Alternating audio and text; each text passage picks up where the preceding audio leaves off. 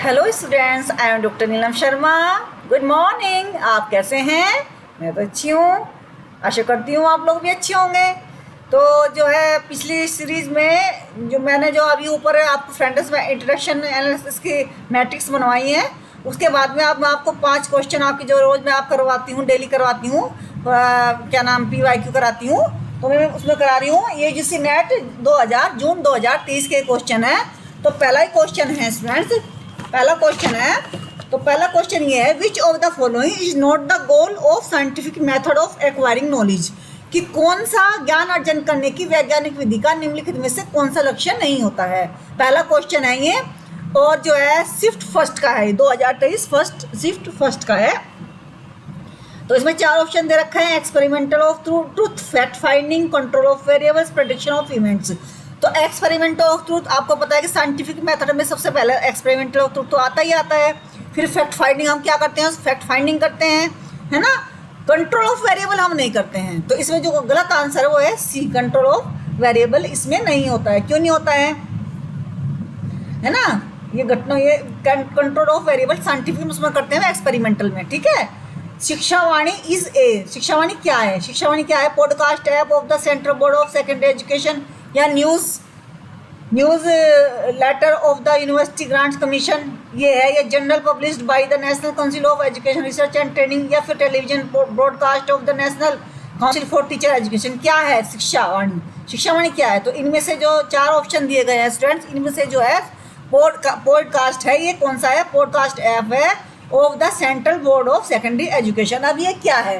ये शिक्षावाणी एक podcast app है जिसे केंद्रीय माध्यमिक शिक्षा बोर्ड ने लॉन्च किया है। ये ऐप छात्रों, अभिभावकों और स्कूल के प्रिंसिपलों को CBSE से जुड़ी हुई महत्वपूर्ण जानकारी देते हैं, जैसे कि परीक्षा मूल्यांकन, अन्य शैक्षणिक अपडेट प्रदान करता है। इस ऐप को गूगल प्ले स्टोर से आसानी से डाउनलोड किया जा सकता है। इसका उपयोग करना आसान है, ठीक है। तो ये होता है शिक्षावाणी, ये पॉडकास्ट है, इसके बारे में मैंने आपको बता दिया है। थर्ड क्वेश्चन है, arrange the following activity in correct sequence from micro teaching to be successful. तो सूक्ष्म शिक्षण माइक्रो टीचिंग की सफलता के लिए निम्नलिखित कार्यकलापों को सही अनुक्रम में व्यवस्थित कीजिए। तो सबसे पहले हमें क्या करना होता है? माइक्रो टीचिंग हो या टीचिंग हो, कैसे करते हैं? तो माइक्रो टीचिंग हो या मैक्रो टीचिंग हो, तो टीचिंग को करने के लिए आप इस क्वेश्चन को हल करने के लिए थोड़ा सा जनरल नॉलेज का इस्तेमाल कर सकते हैं। तो आप ये क्वेश्चन कर लेंगे, है ना। सबसे पहले हम क्या करते हैं, किसी भी काम को करने के लिए सबसे पहले हम क्या करते हैं, प्लान करते हैं। फिर हम क्या करते हैं, टीच करते हैं। फिर हम क्या करते हैं, टीच करने के बाद हमें फीडबैक मिलता है कि हमने कैसे बढ़ाया। फिर हम दोबारा से क्या करते हैं, अगर उसमें थोड़ी बहुत कमी रह गई है ना, उसमें थोड़ा सा कुछ कमी हो गई है, तो हम क्या करते हैं, फिर उसको टीच करते हैं। तो इस वजह से इसका जो ऑप्शन है वो है सी, DBCEA, यानी कि D प्लान, C फीडबैक, फिर क्या हुआ, नहीं प्लान, D, फिर B टीच, फिर क्या होगा C फीडबैक, और फिर क्या होगा रिप्लेन, E, फिर होगा A रिटीच। तो इस तरीके से ये जो क्वेश्चन इस तरीके से ये होगा। Arrange in sequential order the 5 main steps of memory level of teaching. Memory level of teaching आपने पढ़ाई है, मेमोरी, अंडरस्टैंडिंग और रिफ्लेक्टिव लेवल ऑफ टीचिंग पढ़ भी रखा है आपने, B.Ed लेवल में पढ़ा हुआ है आपने। और इसको देख लेते हैं अब हम, इसका आंसर क्या है। इसमें दिया गया ऑप्शन है support system, evaluation, syntax, focus, social system. तो स्टूडेंट्स इसको हम करेंगे। अब सबसे पहले हम किसी चीज़, जब भी हम कोई काम करना चाहते हैं, प्लान करते हैं या तो हम फोकस करते हैं, हमारा फोकस होता है किसी चीज़ को करने के लिए, उसका फोकस होता है। तो सबसे पहले इसका आ जाएगा focus.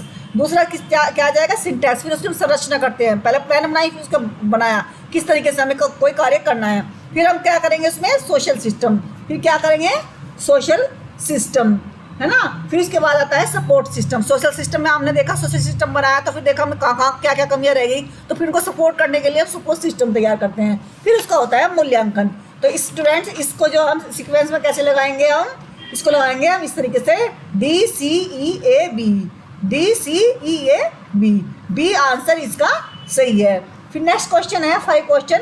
In view of J Krishnamurti, a person lives happily if he she.